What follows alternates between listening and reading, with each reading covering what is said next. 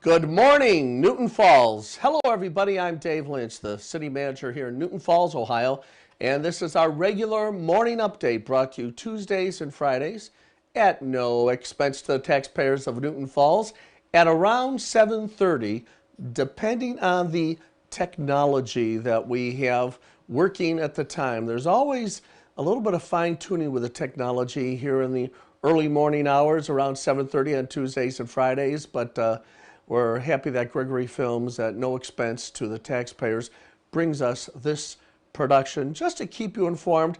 And it all started, actually we were on 7 days a week at one time to talk about the pandemic, but it really is at the top of my list of topics today because 65% of the state of Ohio is now in the red zone. 65%. The governor has expressed a great deal of concern. And in addition to that, the governor has asked people to be very, very cautious. Another stat that is somewhat jarring, just across the border from Newton Falls is Portage County, where you find Kent State University. Yesterday, Kent State University put 138 students in quarantine, just from Kent State University alone. Folks, that's somewhat alarming. So please, social distance, wear the masks. Other events go on, but keep that 6-foot distance and wear the mask. For example, I'm excited to report that the Newton Falls Tigers are going to have their football game on live tonight on Spectrum 1023, technology willing, and then of course on YouTube and on Facebook. The Newton Falls Tigers. And folks, tonight is homecoming for the Newton Falls Tigers. So our production will begin around 6:20. The game's not till 7, but we want you to see that entire homecoming court. You know, these kids go through almost their entire lives up until their senior year looking to these senior year high school events. And they want to share them with you. And we want to make sure you have that opportunity. So tune in to Spectrum 1023, Newton Falls Television on YouTube, or on the city's Facebook page at 6:20. You'll see all the homecoming court activities, and then the powerful Newton Falls Tigers football game brought to you live with John Batcho in the booth with DJ Robinson and some outstanding help from others that are helping us get that entire broadcast. Really, it is the premier, highly produced, professionally football broadcast. I've seen some college broadcasts that don't live up to the standards that the Newton Falls Tigers have produced for them by Gregory Films. So make sure you tune in tonight at 6:20. Well, let's get to our guest this morning. I've interviewed every single public official in Newton Falls with the exception of one, and now I get to check off that box. On our live line is the councilwoman from Ward number 4, Sandra Braymeier. Good morning, Sandy. How are you this morning? I'm good, Dave. How about you? Great, great. Thank you so much for coming on the program. Sandy, you brought a lot of experience. You are in your first term as the ward councilman, but you brought a lot of experience to the table by virtue of your work with one of our school systems. Tell everybody a little bit about your background in that regard. Okay, I worked at a school in the Liberty School System and started out as a substitute bus driver and went up the ladder to union and transportation supervisor. And, you know, and then after my husband passed away, I moved to Newton Falls. And, you know, to be near my family. Sure. And you were in... And, go ahead. And, you know, just I got interested in watching the council meetings on TV. And gradually, as my neighbor said, gee, Sandy, you should run for the seat. And I did. And, you know, I do the best I can, decide what I can is the best for the community. Sure. And Well, Sandy, you actually were in some of a leadership position with the school transportation system. Isn't that right, over in Liberty?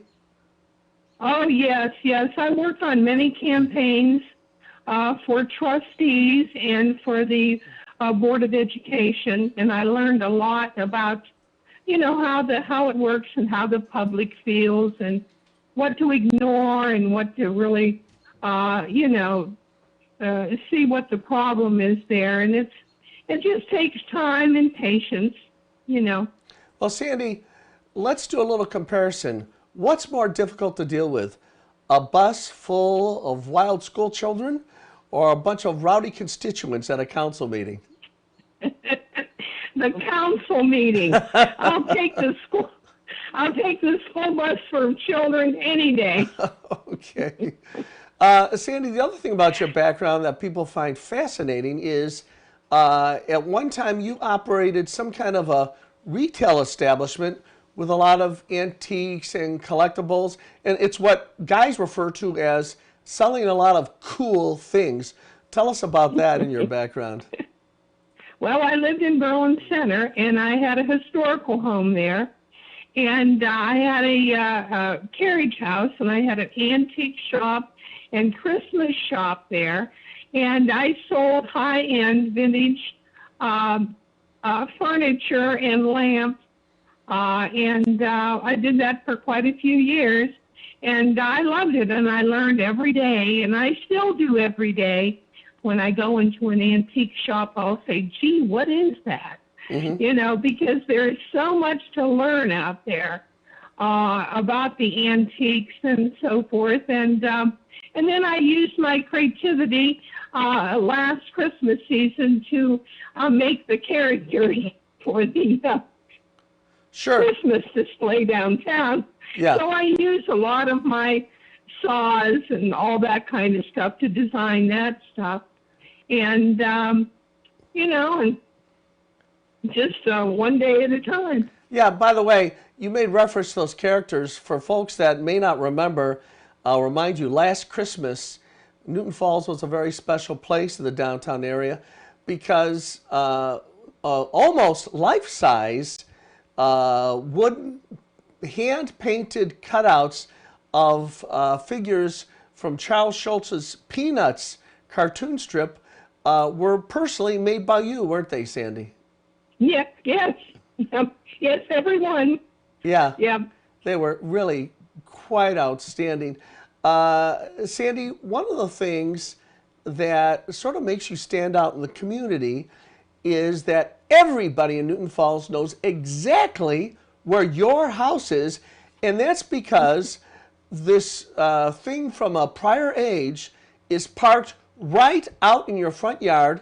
You're the only home, as far as I know, the only home in the state of Ohio whose front yard is marked by the presence of a telephone booth. What is that all about? Well, it's a 1948 telephone booth, and it has the original phone and so forth in it.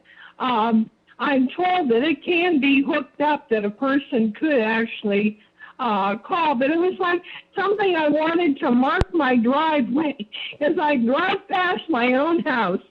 And I happened to see that at an antique shop, and I just thought, oh, I have to have that. And so my son poured the cement and put the benches out, and everybody loves that phone booth. Oh, yeah. I've had school buses. I've had school buses here with children. Children have no idea what that is. The kids really love it. The kids love it. Well, the Newton Falls tour bus has a map of all the famous sites, and your phone booth is actually one of the stops along the way. By the way, there's a legend in Newton Falls that since it is a 1948 telephone booth, you can actually go in there, lift up the receiver, and you'll hear the voice of either Clark Gable or Humphrey Bogart. Is that legend true? No, it's not. Okay. But the age of it is true, and it's my birth year. And so Oh my it's gosh. just, yeah, really, I bought it to put up by my house because I hate to see those garbage cans setting out there, those blue and green things. And I thought, oh, I could put my garbage can in there. Well, my garbage can wouldn't fit. So I thought, well, what am I going to do with it? So that's what we did. That's great. Yeah. Sandy, I'm going to actually get into a little bit of substance here. Um, you know, you saw that the Department of Health last night announced that 65% of Ohio is in the red zone, and you heard about, my gosh, just a few minutes away, that Kent State University is running rampant with the COVID. As a public official, what is your sense of how our community is dealing with it and what we ought to continue to do? Well, I tell you, when I go into the grocery stores or get gas, they always have their mask on. All I can tell you is put your mask on. Wash your hands. Just stay away from people. Don't go out if you don't have to go out. Yeah. Well, you know, Sandy, every now and then, this is years ago, but there's still some people like this. My wife and I would always get irritated by people that are called close talkers. Have you ever run into them? They're the kind of people that when they're just telling you a story, but they try to get within inches of your face. I always thought that was irritating anyhow. Right, it is. I don't understand that, but I've known people that do that, and I don't know why, whether they just don't hear well or what the deal is with that. Yeah. Maybe their vision's a problem. I have no idea, but that's not good. Yeah. Especially these days. Right, especially these days. We have to be very careful. Yeah, we don't want their germs. We don't want their germs. Sandy, well, let's talk about the city in general. How do you feel about the town? And what do you think our challenges are going forward as a member of City Council? Well, we have a lot of issues going on right now. We got the campaigns going on, which is, dealing with that. We've got to be working on our new municipal building down there, which is wonderful. If you haven't seen it, folks, you need to see it. It's quite beautiful. Yeah. I think our roads seem to be in pretty good shape. I know here in the 4th Ward, my people here are great people. When I was going to move here, people say, oh my gosh, don't move to Newton Falls. Why would you want to move there? I don't care what people say. The majority of people in this community are good, hard-working people.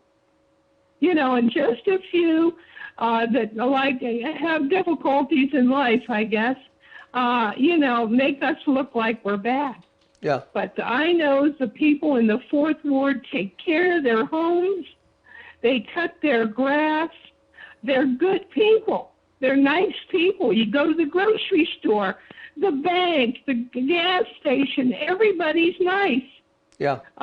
So I think we should try and continue on with that word nice and be kind.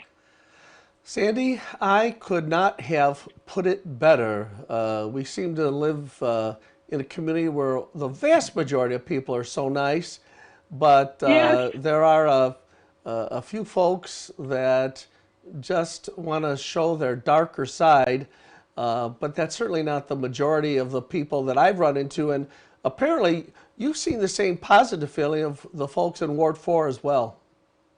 Oh, yes, absolutely. Yep. Sure. Yeah, it is a beautiful part of town, Ward 4. And Sandy, you've been tolling away as a first-term councilwoman. Thanks for all you do for our community.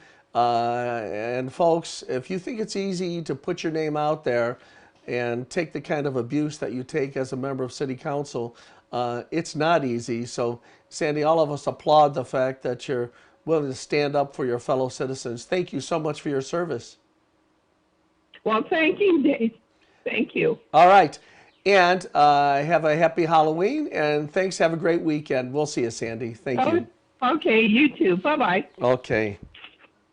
That was Sandra Braymeier, the Ward 4 councilwoman, and now I have interviewed all the members of City Council, and we've seen so many great things happening.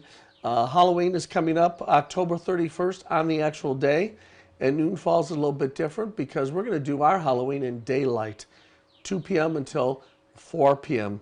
Why? When other cities are doing it between 5 and 7, when it's a little bit darker?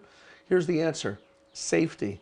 The police chief has weighed in, indicating that daylight equals safety for our children, and that certainly is paramount. And we have recommended, and those of you who saw the Facebook posting from the city know that our Halloween directives are recommendations. You don't have to follow them if you don't want to, but we think it's safer to put a table out in front of your home and watch from inside as the kids, from a social distance, are able to get the candy. Well, folks, that brings us to the end of another broadcast. Don't forget, tonight, Newton Falls Television will bring to you the Newton Falls Tigers live, and it's homecoming. So tune in at 6:20 on Spectrum 1023, Newton Falls Television on YouTube, and on our Facebook page. As I say at the end of each one of these broadcasts, God bless America, and God bless the city of Newton Falls.